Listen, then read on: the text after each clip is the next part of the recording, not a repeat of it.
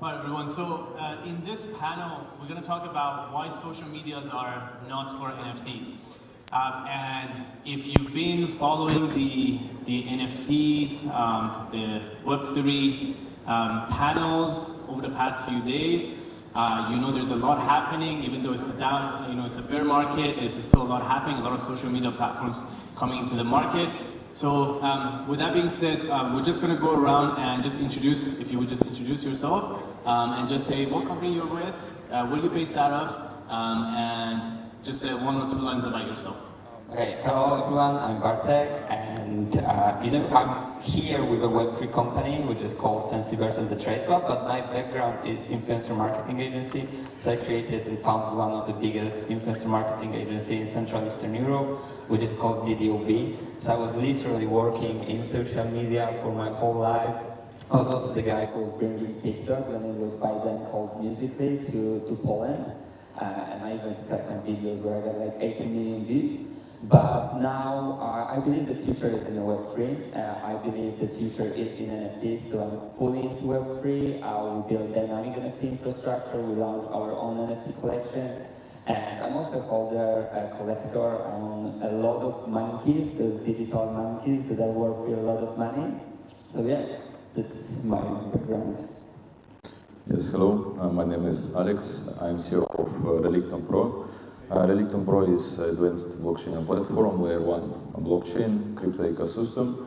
So we are suitable for NFTs, tokens, decentralized storage files. And we think that today NFTs is the most undervalued crypto segment that can help to grow all crypto ecosystem, because it has a lot of different various utilization options, also for social media, especially for social media, because you know social media have so many things that can be represented like NFTs, avatars, different pictures, posts, tweets, and everything. Hi, I'm Lucia. I'm from Slovenia, and together with Clement here, we have a company, Bolis, which is a sports gaming ecosystem with a vision to onboard Web2 sports enthusiasts and gamers to Web3. My background is actually in advertising communications. Like I've been in advertising and still am actually in my whole career. So we used digital platforms and social media all the time as parts of our digital campaigns. Hey everyone, as Lucia said, I'm Clement, also part of Bolis. And yeah, my background actually is I'm a graphic designer and illustrator. But yeah, through the journey with NFTs, like probably all of us here, we tend to wear different hats. So yeah, we'll have something to say about this topic. Yes, hi everyone. My name is Vladimir. I developed layer 1 blockchain. I also developed Web2, Web3 applications, mobile web. And as for NFT space, we do different interesting stuff. We protect NFTs, copyright NFTs for cinema, for musicians. So we try to exploit NFTs in a new way for the copyright of content creators to transfer the value to their fan base and audience. Perfect, thank you. So first thing first, I want to get an understanding of which social media platform, out of all the ones that we have, and just so you guys have a sense, I guess in the audience, in January this year, Twitter entered the Web3 with their avatars. In February, I believe, YouTube, and then in August, Instagram, Meta. So Facebook and Meta, they started their journey into the Web3, as well as Reddit. And recently, Reddit just entered the market with 1.3 million active wallets, which is more than the largest marketplace either. But my question to you guys is, which social media platforms do you think they're doing it the best as they're entering this market? And then why do you think that's the case? Okay, so we can start from me. So, you know, I think none of them is doing it good, but it's good they're at least starting and trying. So what, because people were surprised, obviously, with verification of the NFT profile picture, that we were able to connect the wallet. And yeah, there was a lot of thought about it, how they did it, but at least they did it. And now we are also working with Instagram pretty closely in their NFT integration. I don't know how much I can disclose, but you can already see there are like few celebrities that are able to put all their NFTs on the Instagram as a special feed, and then there are some selected countries that you get some of the functions that are coming. So I think Instagram is going a bit bigger than what Twitter did. But what I think is really important here, yeah, and of course Reddit, that was a great success from Reddit, but what I think is the most important here, social media, what I believe is the social media will be the way of spreading adoption into crypto. So, of course, from one side we got gaming, but not everyone is a gamer, and the gaming industry is growing. There will be like 100 million people coming from gaming to the crypto. But social media, everyone is using social media, and exactly what everyone was talking before. You know, we see this big pivot from the physical experience into digital. Our attention is moving to digital. There are even studies that over 60% of Generation Z millennials, they care more about their digital profile than the physical one. And because of this pivot, and the NFT integration into social media, we'll see like a really big mass adoption of crypto coming this way. But what is funny and what I believe will happen, people will even not realize that they're owning NFT. So we already see it with Nike and with some other brands that they move from calling it NFTs to digital goods, to some digital collectibles, because the NFT is kind of controversial. It's funny because our perception is crypto is the most controversial, then NFT is a bit less. That's why the brands are jumping into NFT. But digital collectibles, they are totally fine, but it is all the same, as you obviously know. Yeah, just to summarize it, so the concept is the avatars, right? So yeah. That's what they're really using it as. Yeah, not only avatars, also digital collectibles. So you will be able to show all your collection. Like, you know, I believe we'll all have identities, our digital identities as NFTs, and we will be developing those NFTs. That's exactly because if you think about NFT, you probably know Bored Apes, CryptoPunks, this is a static NFT, right? It's a token, you're just pointing to the picture and some metadata. But we built something what we call dynamic NFT infrastructure, that you can change those metadata and change those, everything will be pointing in time. And this gives you this amazing opportunity to build your digital identity in time, right? So we can add more stuff into this identity, and I think you can find a lot of use cases in gaming, but also in social media. Cool, so there's the avatar, the flexing it online, and also the identity. Alex? Okay. I see today a lot of experiments with NFTs in social media.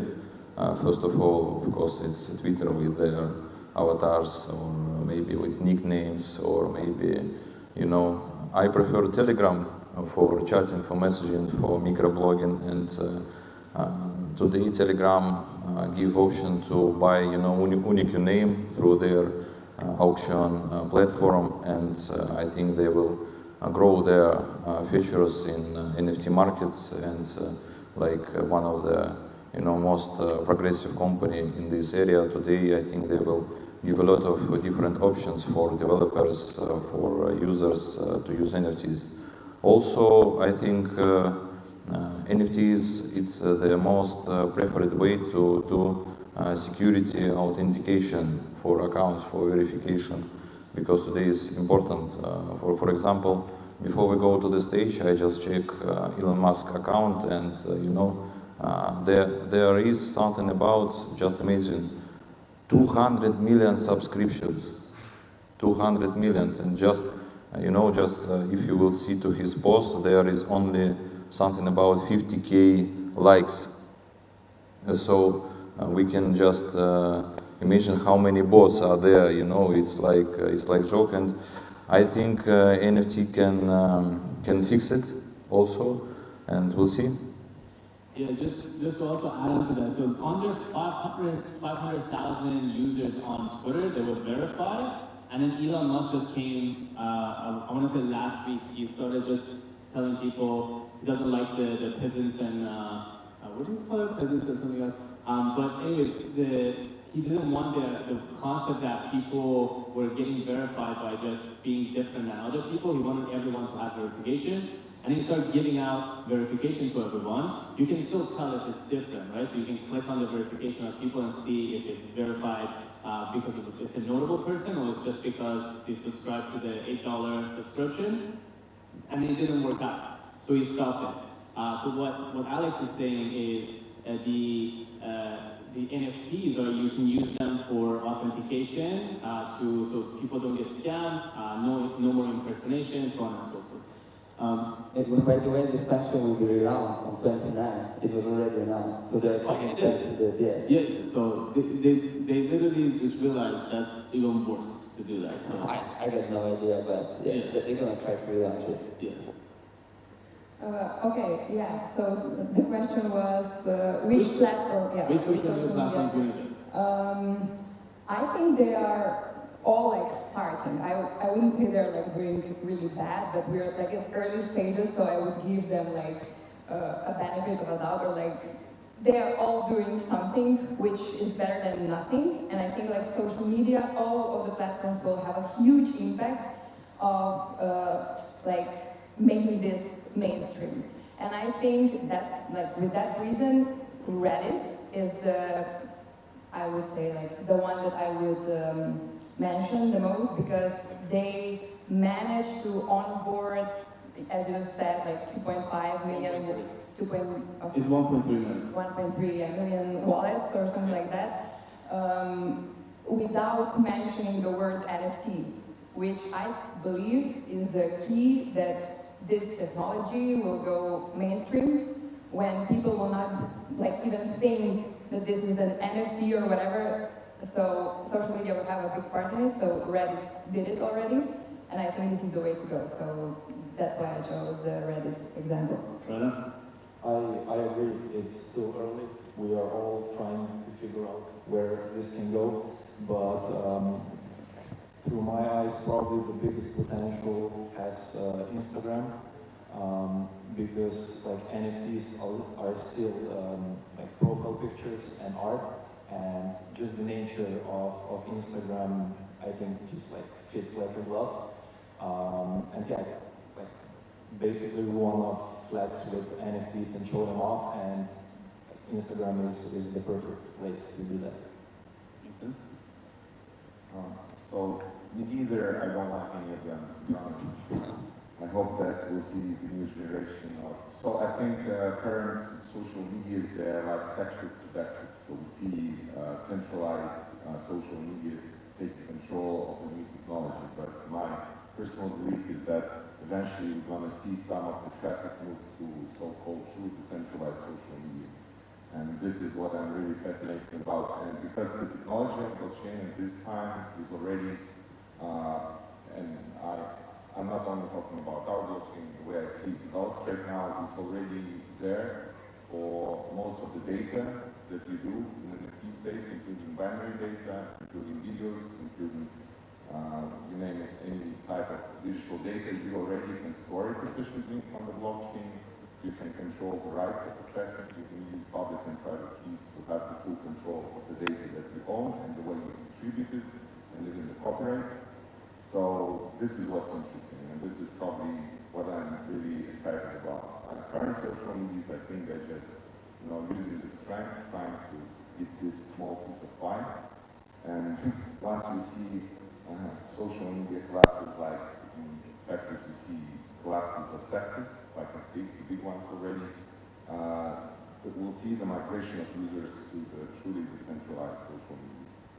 Okay, and now, if you notice, most of the panelists here, they just talk about the centralized social media platforms. We do have decentralized social media platforms as well. So maybe that's the question, is that, do you think it's better decentralized social media platforms come into play versus social media platforms, and why? Because, so for example, we have Decel, That's a decentralized social media platform, but there are barely any NFTs on them, and they don't have as many wallets as, let's say, Reddit has. And let's say OpenSea is the largest marketplace. So like these are a lot of these companies like Web2 type of mentality. They're centralized companies. So do you guys think it's better if it's better for the NFTs, better for the crypto community if decentralized community, decentralized, I guess, social media platforms come into play more so than the centralized one? And if so, why? So I would love to say decentralized, but it is not that easy, and I think it's a bit utopian vision. And I will tell you a really simple example for what we've seen in my influence marketing agency. So there was a time on YouTube where they were not really, same on TikTok, they were not really checking the content. So everyone was able to publish whatever they can. Maybe not with the video, but especially with the live stream, right? There was no monitoring of what people do on the live stream. And this was when the era of the pathos stream rise, right? So people were doing like crazy stuff on the live stream, like, you know, kids were watching it, they were drinking alcohol, fighting with each other. Like I saw the streams where someone was like beating his mother, etc., etc. So we had this crazy stuff. And when it was only regulated by algorithms, it was even popping up on the top of the YouTube, because we as a human, unfortunately, we love to watch this kind of stuff, which is like extreme on the side, and we can compare and say, oh, this guy is an animal. So this is a super big problem, and full decentralization and only algorithms cannot solve this. So I would love to say yes, decentralization. I know there's a lot of platforms that right now with not too big success. So I'm really wondering like what Jack Dorsey is working on, and yeah, I hope we'll find a way to do it this way, but right now it's super hard, and I think it's a big utopian vision for now. If someone is telling me, hey, everything will be decentralized, there'll be algorithms doing all the stuff, and no one will like, you know, curate it, and yeah, that would be pretty hard. You know, I think that there is no possibility to become a decentralized social network like Facebook or, you know, like Twitter, because the main concept of decentralization and blockchain is non-editable blocks and non-removable information. But when you use different social networks, sometimes you can put something wrong and you want to change it. But in decentralized blockchains, decentralized social media, you will come to do it. So I think like in Web 1, there was transformation to Web 2 through social media. So now it's transformation from Web 2 to Web 3 through social media too. And I think we can just look to Meta. They tried to do it first.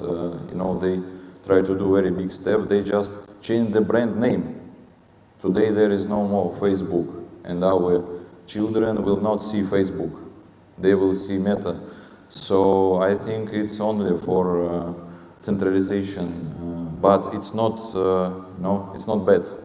Because there are a lot of, for crypto, there are other utilities, and social media, they use it, they try to integrate with it, and they realized new world and new you.